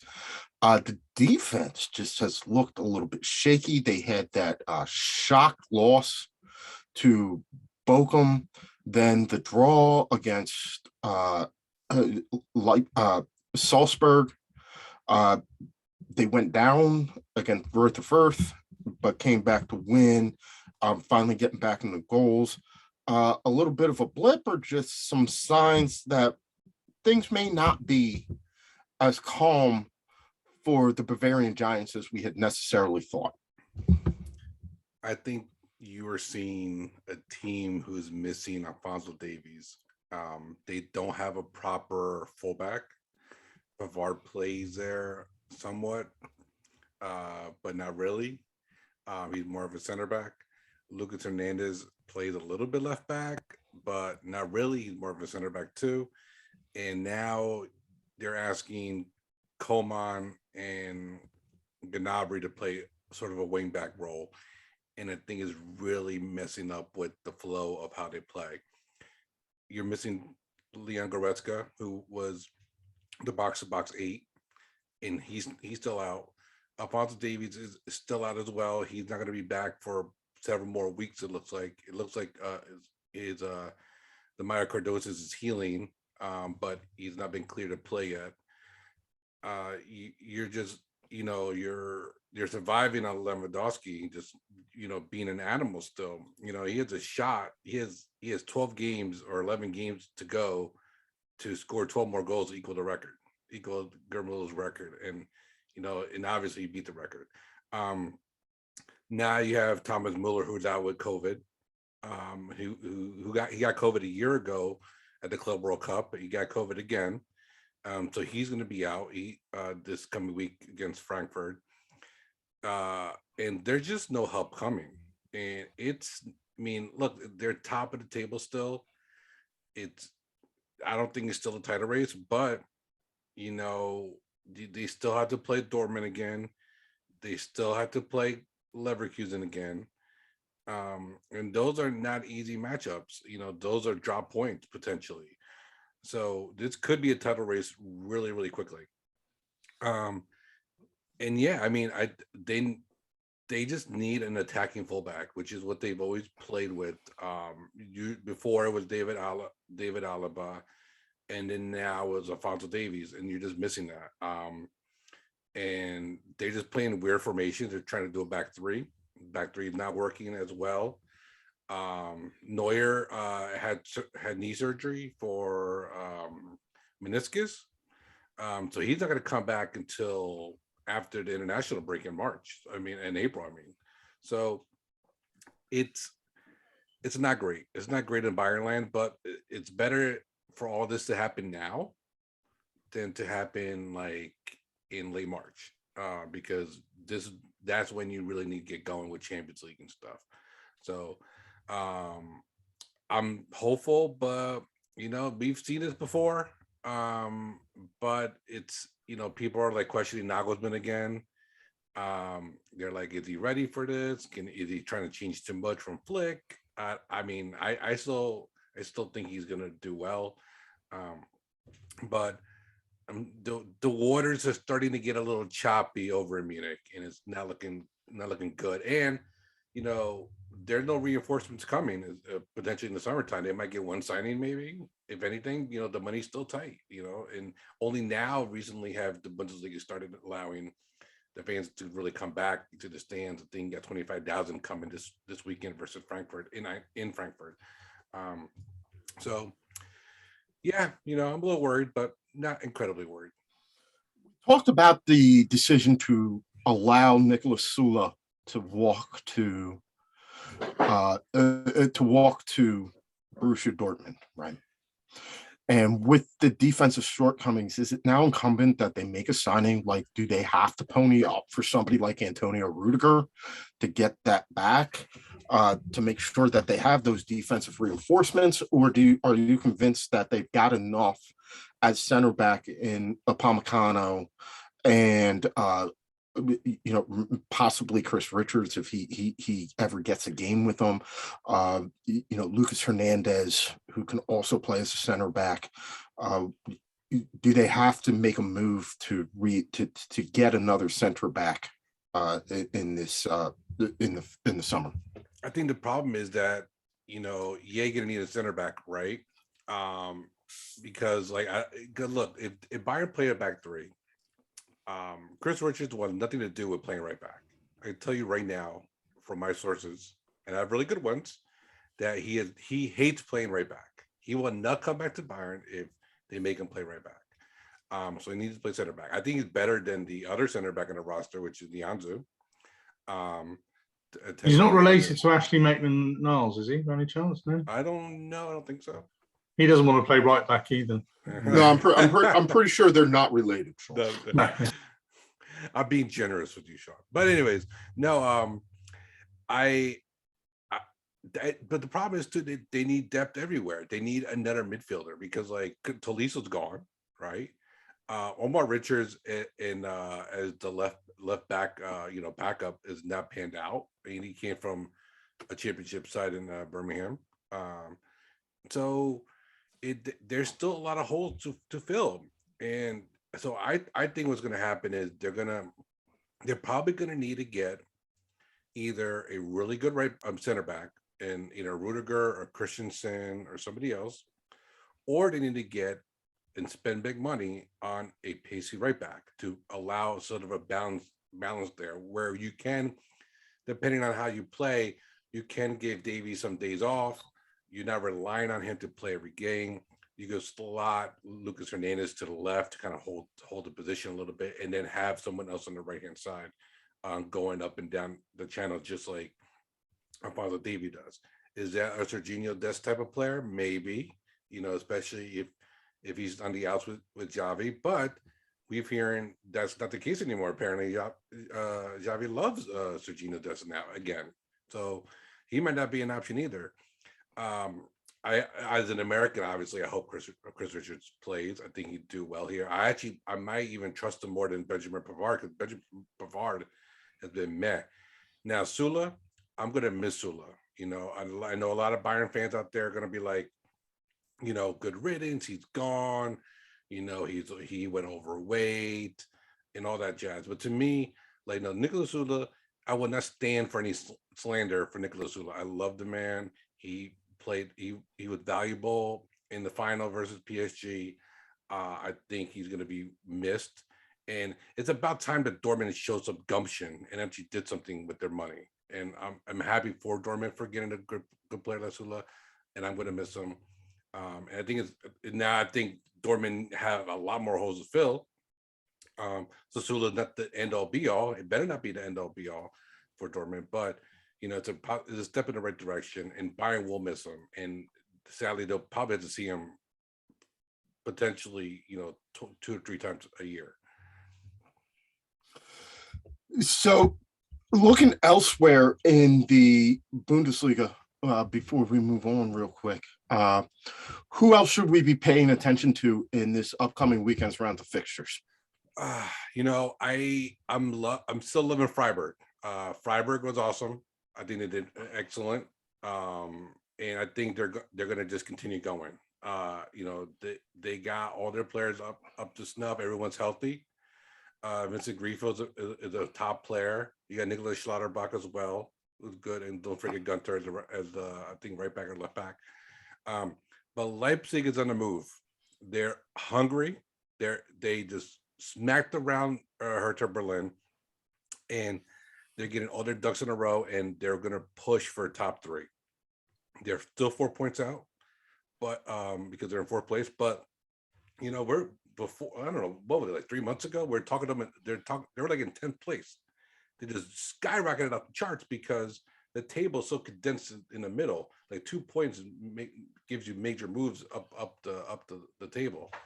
So I think Leipzig's going to be a good one, but I don't think you're going to see a lot of change in the table this coming weekend, because you got Bayern actually have probably the toughest game out of everybody in Frankfurt. Got Dortmund playing Augsburg, that should be 3 points. Got Leverkusen playing Armenia, that should be 3 points as well. You got Leipzig playing Bochum, that should be 3 points. Hoffenheim playing Stuttgart, who's bouncing on relegation, that should be 3 points. And Freiburg, who are playing Hertha, who like I just said, they've been awful, and they are awful. That should be also another 3 points for Freiburg. So the top 6 might not move at all, which is shocking because every week has seen major movement up and down the table. So Freiburg and Leipzig are my choices. And before we move on, so you notice I've been wearing this medal here. So I'm wearing the Club World Cup medal, Are you going to turn it over to Chelsea Mike now? I had to turn it over to Chelsea Mike because now he has a patch. I'm sad he has a patch, but it's only right that he has the medal, and I'm giving it over to Chelsea Mike. And I'm happy that Pulisic scored today. I know he'll talk more about it today, but I'm fair is fair. They have the patch after they lost it in 2012. So, congratulations. And Rob, as our German expert, we got quite excited. Arsenal fans got quite excited over here. There were stories in the papers that Serge Gnabry was considering his future. When is his future need to be considered? Is he out of contract or something? Or? So they're working on it. They're negotiating his contract, and the problem is that Coleman just got a big pay increase. Leon Goretzka got a big pay increase. Joshua Kimmich got a big pay increase. Lewandowski they're trying to sign Lewandowski again. They're trying to figure out what to do with Thomas Muller again. How much to give him, how many years to give him. Manuel Neuer as well. Neuer and Lewandowski and Muller are like stuck in like a year, and they have not aged at all. So there's a lot of money to be spent. Everyone's going to want to raise, right? Inflation and all that. But sadly, it looks like Serge Gnabry is the one waiting, online for his turn, and has not come. So there are rumblings that Serge Gnabry might be available. At one point, it was Kingsley Coman who was thinking about being available. They were talking about 100 mil. Potentially some rich EPL club would have spent on Coman, but that's no longer the case. So it might be a case of odd man out. Leroy Sané has a big contract, and now Coman has a big contract. And can you really pay 3 wingers big money? I don't know about. Just real quick, like for all you EPL folks out there, I would love to know which EPL team is going to spend the 100 million to pry Christopher Okunku out of Leipzig, because he freaking deserves it. He's been a machine for the last couple of seasons, and is it going to be like a Newcastle with big money? I don't know, but wherever he goes, someone needs to pay big money for him. He deserves it. And sadly, Leipzig are just going to do amazing things with that cash. But Okunku is amazing. You guys should watch Christopher Okunku more often. We nearly bought him. We nearly bought him 2 years ago when he left PSG. Yeah, he's been a guy he's been Matt's telling us the last quoted price was 50 mil. He's been linked with the host teams. I'm sure that we will see him in the Premier League in short order. All right, thanks a lot, Rob. We're going to turn our attention to the blue half of Manchester before we get to the red half of Manchester. We spoke with our friend Carlos earlier and got the Spurs perspective on this game, but it's time to welcome in our good friend Larry, the insurance guy. Larry, welcome back. Haven't seen you in a little bit. I know that you were taking a vacation, did some fishing, looked like you had a good time. Hope you're rested and back ready to go. Well, it's good to be back, boys. I definitely miss chatting with all of you. I've been watching some shows whenever I can at the office. Good time. Vacation was great. Did a lot of ice fishing and went too fast, honestly. So big story from this week. Kane's masterclass sinks City, who tried to buy him for over the summer, didn't get him. I thought that you had a very interesting comment when we were chatting amongst ourselves during the week about the title race, and all the pundits and everybody was saying, oh, well, this means the title race is back on. And your response to that was, yeah, was it ever off? Well, I mean, it's like, I'm sure we all kind of have the same opinion, or I've always said it, where even during games, whenever it's a team goes up 2-0 in the 44th minute and you hear, oh, surely there's the 3 points, and it's everybody kind of jumps on. A healthy Liverpool and a healthy City is going to make, at this point right now, those teams is going to make a title race until the very end. You know what I mean? Until you got 4 or 5 games out, that's whenever you can start saying, all right, it looks like it's going to go a certain way, or it's going to come down to the wire. But City was going to drop points at some point. I mean, I can't really be upset about it. They won up until that game. They had taken 43 points out of 45 points over the last 15 games. Liverpool's just been quietly matching them, and it's I don't think that the title race is over. I never would have said that it was over with Liverpool. I'm surprised Chelsea has fallen back the way that they have earlier in the season, but yeah, I never thought it was off. And I'm not just saying that now because City lost. I mean, I'm always a glass half empty kind of guy when it comes to these kind of things. No, I'll back you up on that. You're not just saying because they lost. This has always been, it's been consistent. We talked with Los earlier about this, and we've seen a lot of teams do this to City. It seems to be the way to defeat City, especially amongst the top 6 teams that can actually pull this off. Concede possession, attack on the counter. Matt talked a little bit about how City had made some adjustments to get past Liverpool after 2 years ago when Liverpool kind of, they romped a little bit unchallenged to the title. Is there still any concern with City and Pep about the ability that the trouble that they have with teams that can hurt them on the counterattack? We've seen them lose a number of games to teams that are able to just concede possession, defend, and then hit quickly on the counter. Spurs have done it to them. Ole's United had him for a while with that. We saw Pep get past whatever perceived hoodoo Chelsea and had on him last year. But is there still some concern about the lack of a plan B? We know that Pep has always said there's no need for a plan B. We just need to execute plan A better. But we're going again into this situation where they're facing teams that are going to concede possession and then attack them on the counter. Any concern that they still can't do that, or are those games so infrequent that you're not even worried about it? I think it's a mixture of both. I mean, to say I'm not concerned about it, letting up 3 goals, that would just be ignorant of myself. However, it does happen so little that you can't be like, all right, well, we got to change everything now. I mean, Tottenham played the game. Kane had an excellent game, and they executed on those. I mean, if you were to look at stats of games, it's very similar to a lot of the games that they've won against the bigger teams stat wise.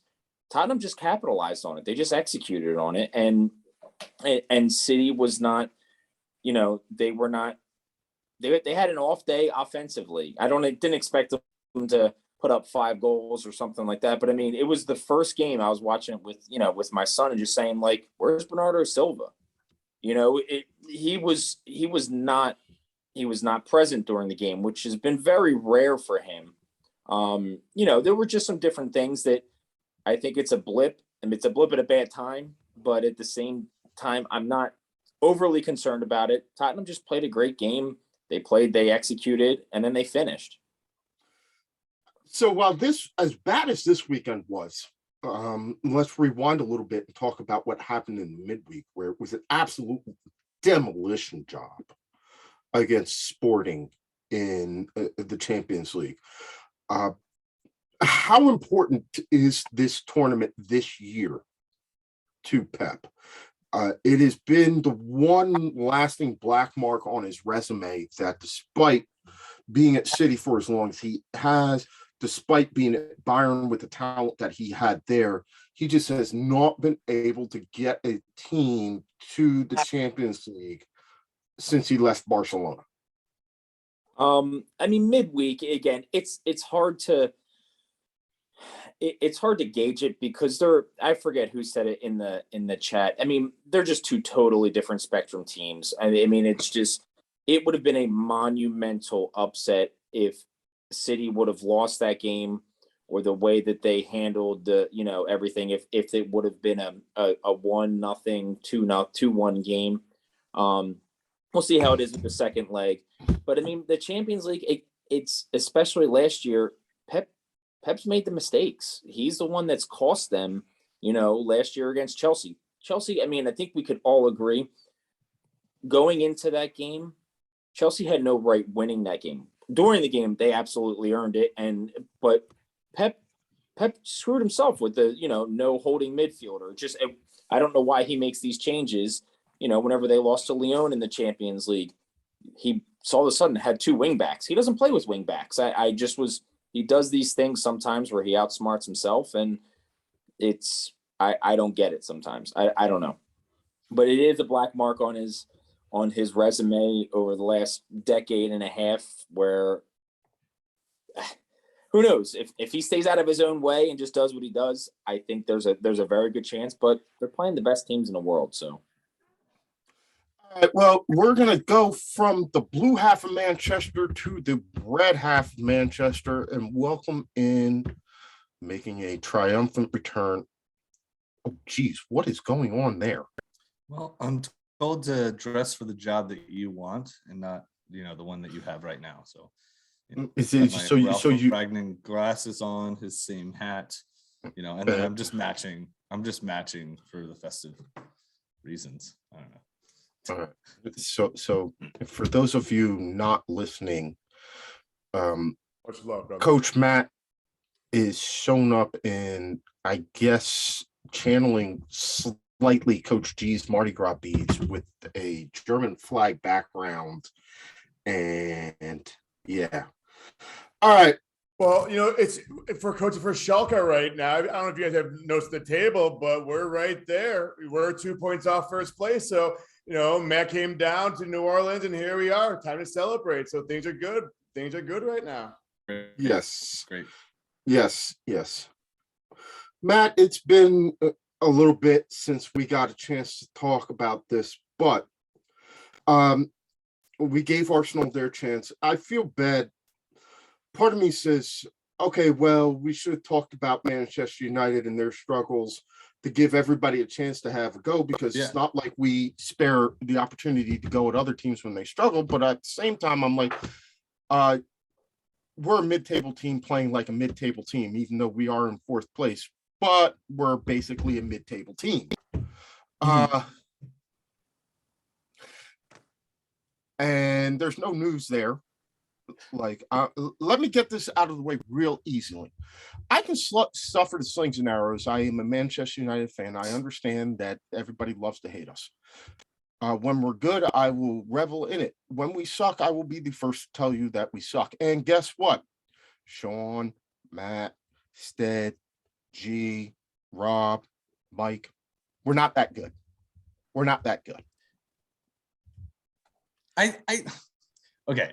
So we're not that good. I've definitely in other and all my soccer chats and everything that I talk with, I definitely lead with, we definitely suck. We're not good, but I also don't think we're as bad as we were. I think we're definitely improving a lot. And if you watch the games, you look at the stats, it is gradually getting better. I think a lot of fans were expecting us to have that new manager bump, and that just didn't happen. But it actually, I don't want to sound like Philly fans too much, Mike, but you do have to kind of trust the process on this one, because it's starting, you're starting to see it work a bit. We kind of had the opposite of what we had under Ole the last couple of weeks, where, Ole was, we'd play like shit, and then we would somehow eke out a win, or we would, get a draw that we didn't deserve. Whereas kind of the opposite was happening, where we were playing much better, and, we would concede a late goal, or something bad would happen where we just weren't converting our chances. So we're kind of seeing the shoe on the other foot, which is frustrating. But I think it's something that every team kind of has to go through, especially when you're starting to adapt a new system and stuff like that. Your things are going to be, successful and drawn up and allow you to succeed. But, the ball might not bounce, the way that you want it to, and you just have to kind of take that on. I don't know. It's like, I feel bad because I haven't been on for a while, and I feel like a lot of people would have enjoyed me just destroying the team and really, throwing it on them, because, it's been embarrassing. It's been tough to watch, but the last couple of weeks, I've just, even the games that we drew, like I actually see, and maybe just a manager in me, like I just see different signs that we're actually improving. And like, I know this year is all about top 4, and like, that's it. And, are we going to win the Champions League? No, we're not going to win the Champions League, but do I want us to see I don't even and like know play that good? we're a top 4 team. And so I want to go back to something where you said, I think we are. Well, I think that remains to be seen. I think that all the teams around us are as inconsistent as we are. And so we have a shot on that, but they definitely haven't. I find it hard, though, as you said, trust the process, because I don't know what process I'm trusting. Mm-hmm. I don't know that Ralph Ragnick and his process are going to be here past, May. Ergo, what process am I trusting right now? Yeah. Am I trusting the process that Ralph Ragnick is putting in, with the hopes that he's going to hire or help hire, and the team's going to listen to him, and we're going to bring on somebody who's going to continue to work? Am I trusting the process that he's getting us into the Champions League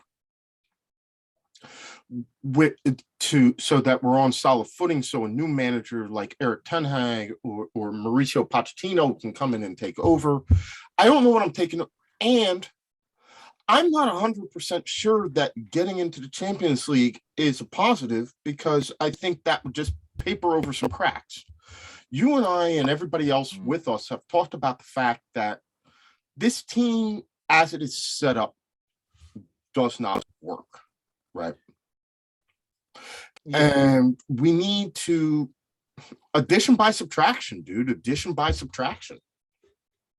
Yeah, no, I completely agree. I think there has to be, it's kind of frustrating in the sense that I feel like it's deja vu all over again when we brought in kind of LVG, and you could even say with Mourinho as well. It's like, we really did think that we were going to get, the phrase that I am most tired of hearing is deadwood. Get rid of the deadwood, get rid of this. And, we definitely need to do that. The good news is on this sense is, in prior occasions, it was more like, we need to sell these players, X, Y, and Z. And we couldn't do it because, we were paying them stupid money. The good news is some of those players, their contract is actually coming up, and it's a matter of us not resigning them. And normally about this time under Woodward, and, he's gone now too, is that we would stupidly sign them like right now, like in January, the contract was coming up, and they would be like, okay, Lingard for 5 years, 120,000 pounds a week. And we'd all sit here like, why? He's a bench player. Like, why would we do that? You're starting to see that change a bit. Again, I did this year, and at least this just how we're playing this year, take a much more pessimistic look, but I can't help to be optimistic and just kind of hope that, we have new people in the front office. It does really seem that they trust like Ralph, and I don't think he's going to stay on as our coach next season. I do think that he's going to play a major role in selecting that next person. That always seemed to be the plan. And then in terms of like papering over the cracks, like, yes, I could totally see that, especially as someone who's like not following United closely. But I mean, I don't know if you've noticed this, Mike, but there's been a huge player pushback on the media like recently.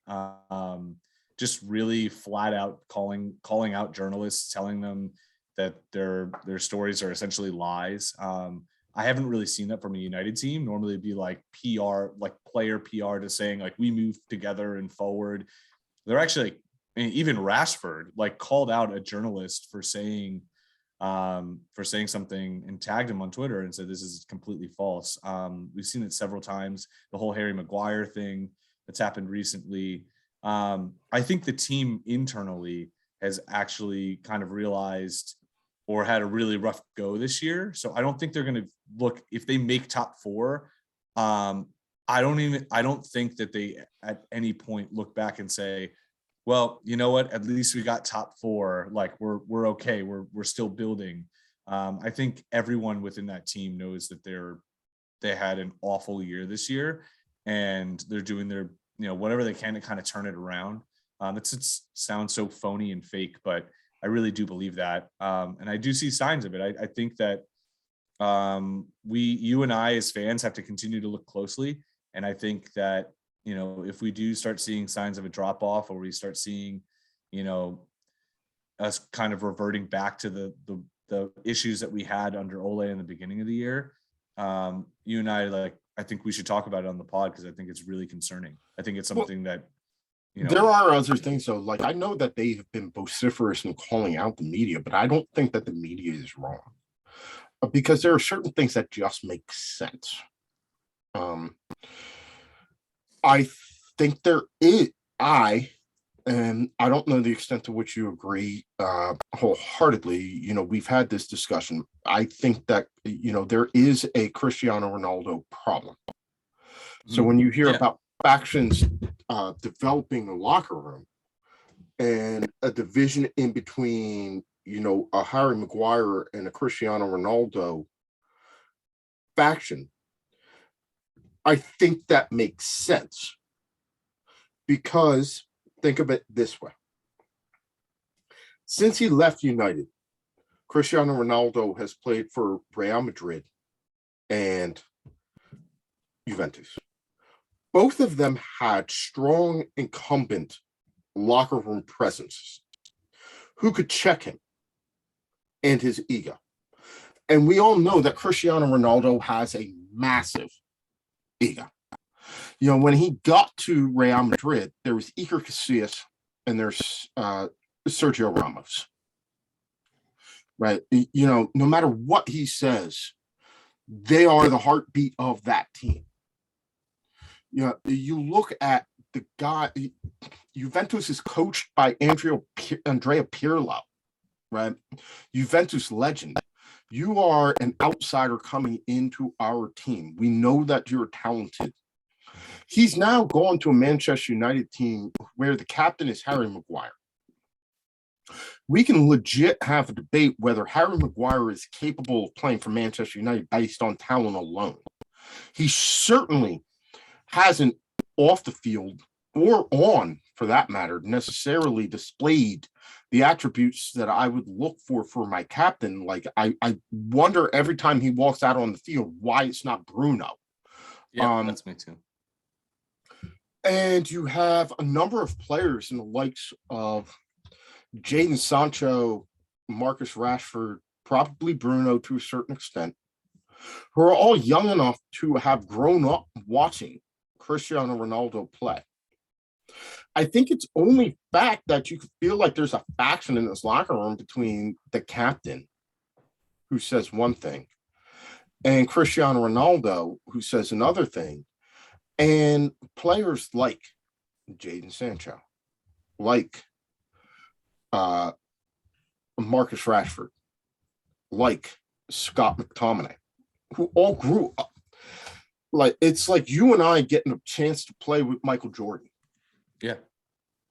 I mean, that's what it is. It's Jordan coming to the Wizards. Let's be honest. Yeah. And so, but when Jordan came to the Wizards, not only was he the owner, he was the captain of the squad. Yeah. And so when I talk about there being too much deference to Cristiano Ronaldo, there's not a strong enough locker room presence. And I don't even think Ralph is strong enough to put him in check right now. Now, do I think that Cristiano Ronaldo means harm to the team intentionally? No. Do I think that Cristiano Ronaldo brings something to the team that they're not ready for, that may not be worth his presence on the team? Yes. And that's why I'm like, let's talk about the fact that you also got Paul Pogba, who's a massive social media presence and probably feeling a little bit put out that he's got the only other person who could come in and compete with him for social media presence on that team in his locker room. And we've seen what that's got him. Like, that's a different story. So this is where I'm talking. This team just is not put together to succeed. You've got, I think you've got a good young core of players that could be successful. You know, Sancho started to show up. He's clearly got talent. Rashford has admitted that he's been a little bit distracted this year. He's going to get his focus back. I clearly build around. I think Bruno, whether, you know, I know that British Will, who's not on the show, doesn't rate him, but I think he's a fantastic player. Varane, when he's healthy, has shown some things. Luke Shaw has stepped up his game. There's plenty of building pieces around there.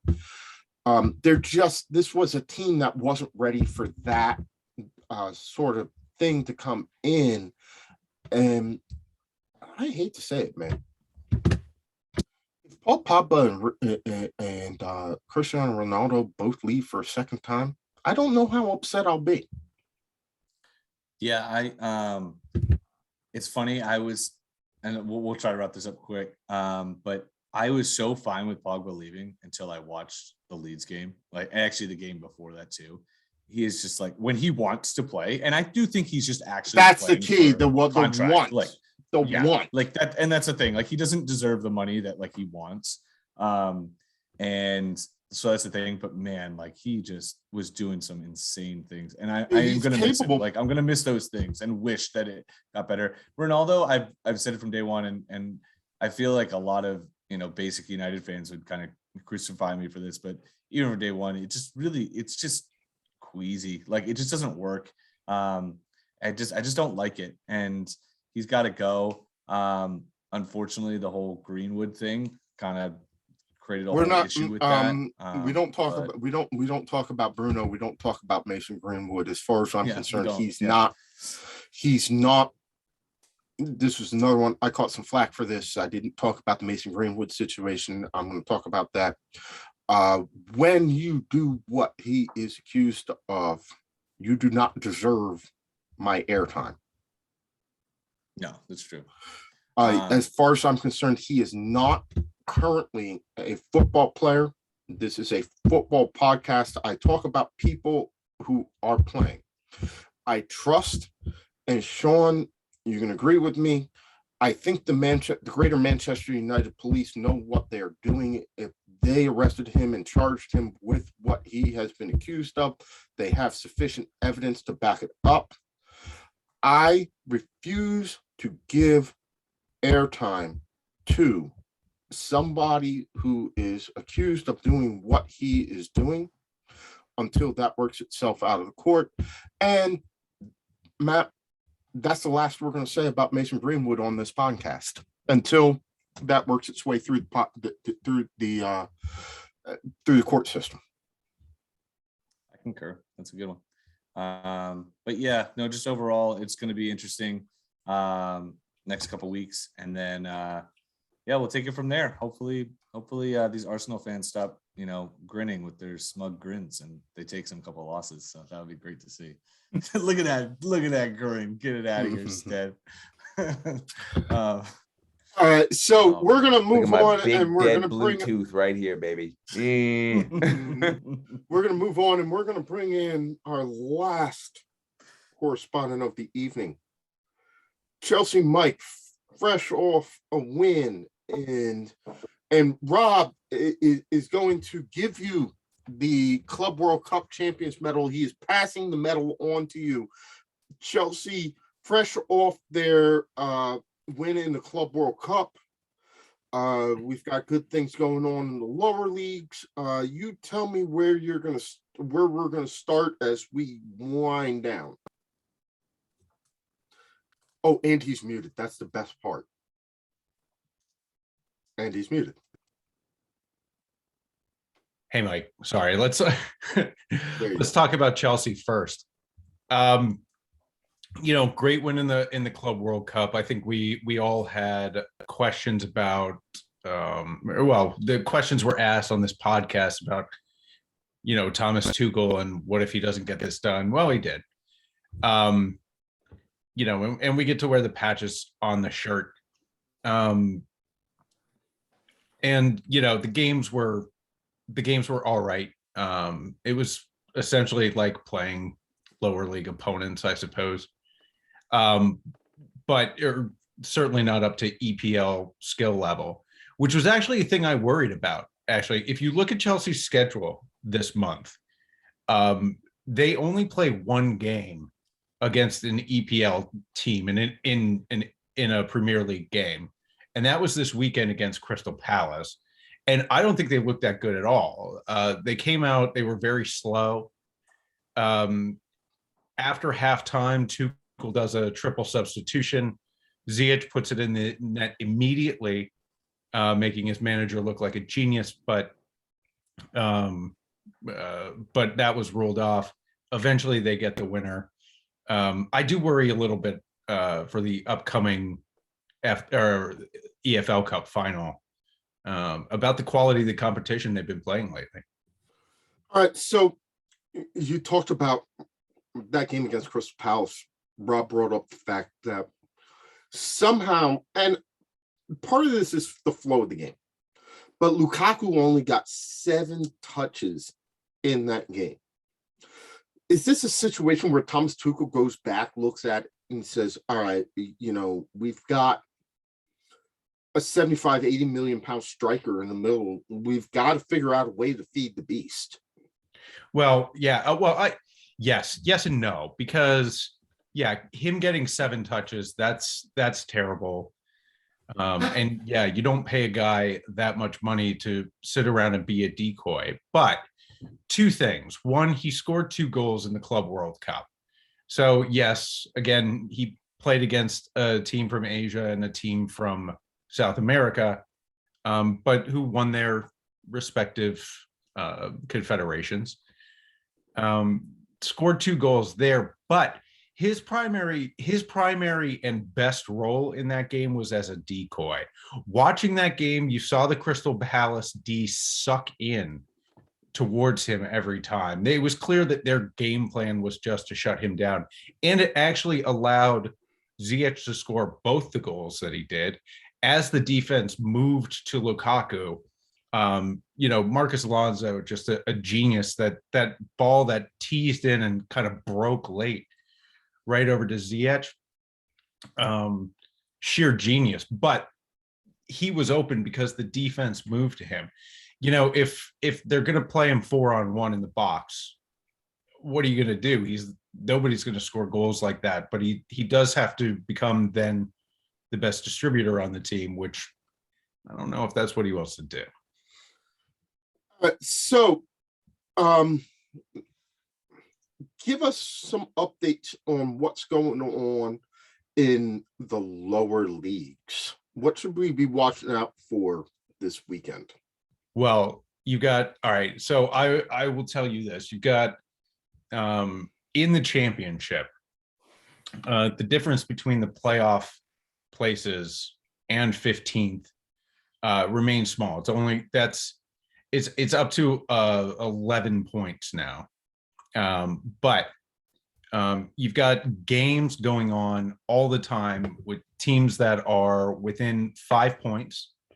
The top 10 are all within 5 points of the playoffs.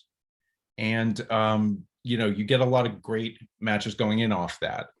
I'll tell you this weekend upcoming in the championship, you've got 2 great matches for the Blackburn Rovers.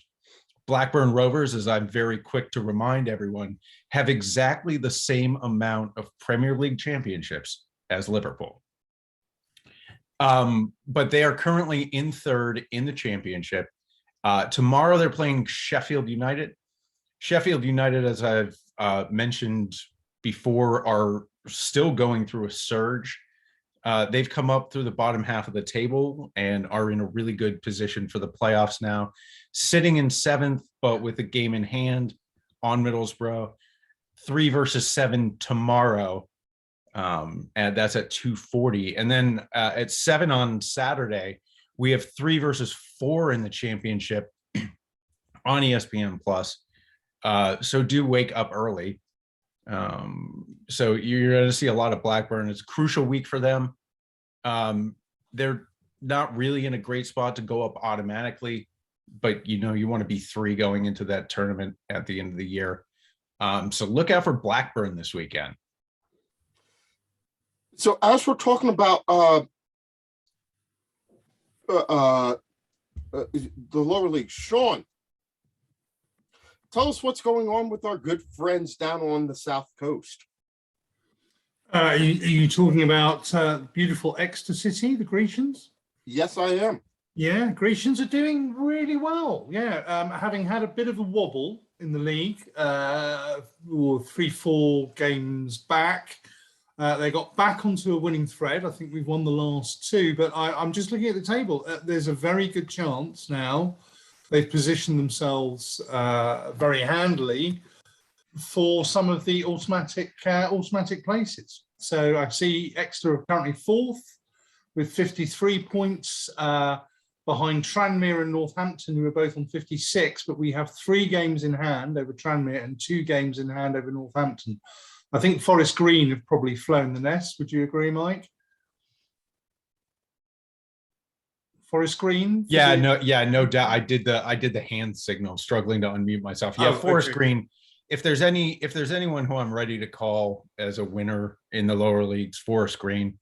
They've been on top the whole way through, and it doesn't look like they're letting up. Exactly. Yeah. Who have Hector Bellerin as a director, funnily enough.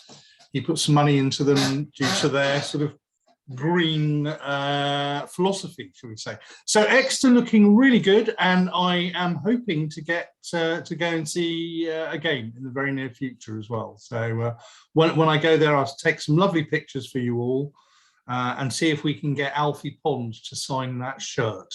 I haven't yet come up with a competition. And then what was our other team that we were invested in that was down there? I talked about the local team that I went to. The local team, yes. Yes, Exmouth Town. Exmouth Town, yes. Yeah. So they're doing well. A bit sort of mid-table-ish at the minute, shall we say? But the game that I saw them play, they won a cup match against Wellington and beat Wellington again at the weekend. So in the league. So, but yes, everyone down at town is doing well. Yeah, doing well. Any chance we can get somebody from Exmouth Town to wake up real early and come on the podcast? Not at this time, Mike. Oh, doggone it. It's nearly 4 o'clock in the morning. As much as I have some good friends down at Exmouth Town, I'm not sure that they might. Oh, they don't want to talk to a bunch of Yanks about soccer. No, they would. If we did this on a Friday, we might get a few on, but not on a Tuesday. Well, Sean, I've got to say, Sean, what these are football playing boys, right? These are football men.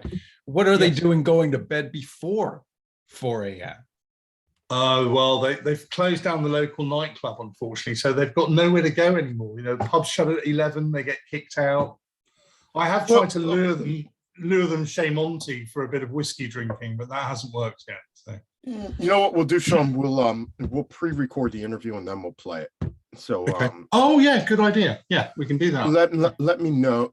I'll talk to you offline, but what we'll do is I'll set up a time with one of them where we can pre-record the interview and then we'll just play it online. Okay, cool. But sounds we'd good. love to talk to somebody from Exmouth Town about life in the semi-pro divisions. Okay, I'll see if I get Mark along. Yeah, would love it. Okay. All right, Mike. Anything? What should we watch for this weekend in the lower leagues? No, I said watch for Blackburn this week. They're coming up. Also, our old friends Wigan and Sunderland.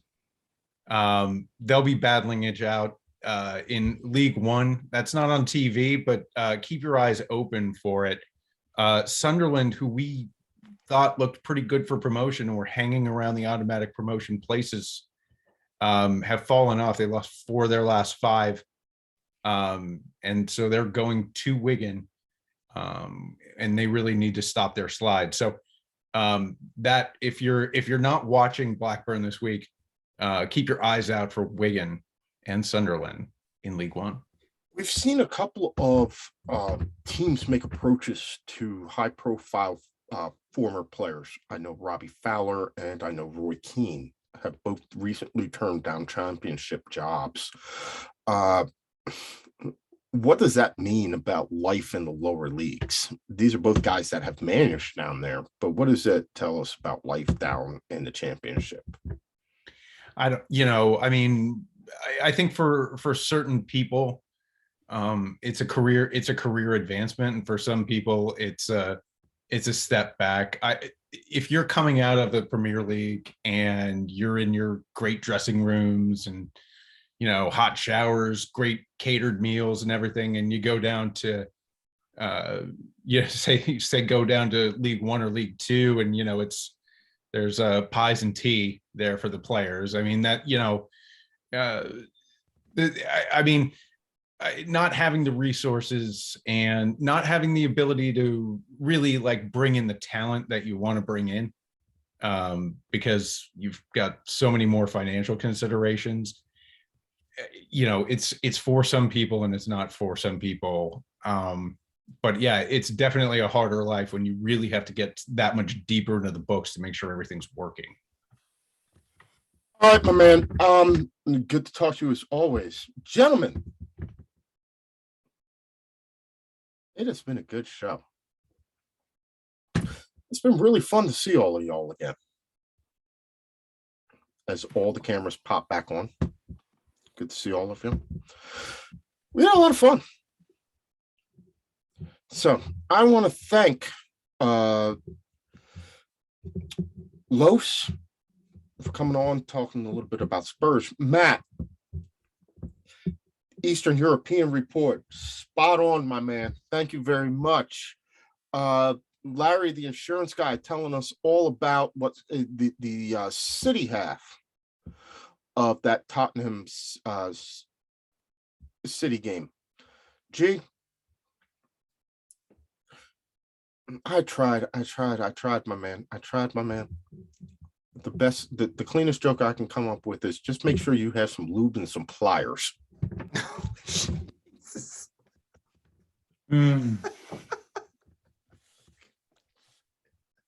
Well, there was a time in college, but I blacked out, so I can't remember that.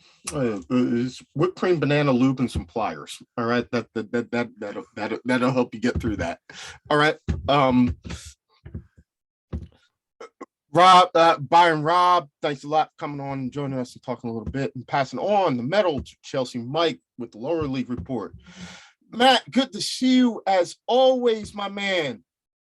We'll have you back on more regularly. And then, of course, London Sean pulling the early shift, waking us and telling us all about rugby, soccer, all of that stuff over in the UK. And of course, producer Stead. Cheers, my man. All right, so to the full cast of the Too Many Guys Soccer Show. We did all right this week. We'll try and do better next week. I'm Mike, and have a good week.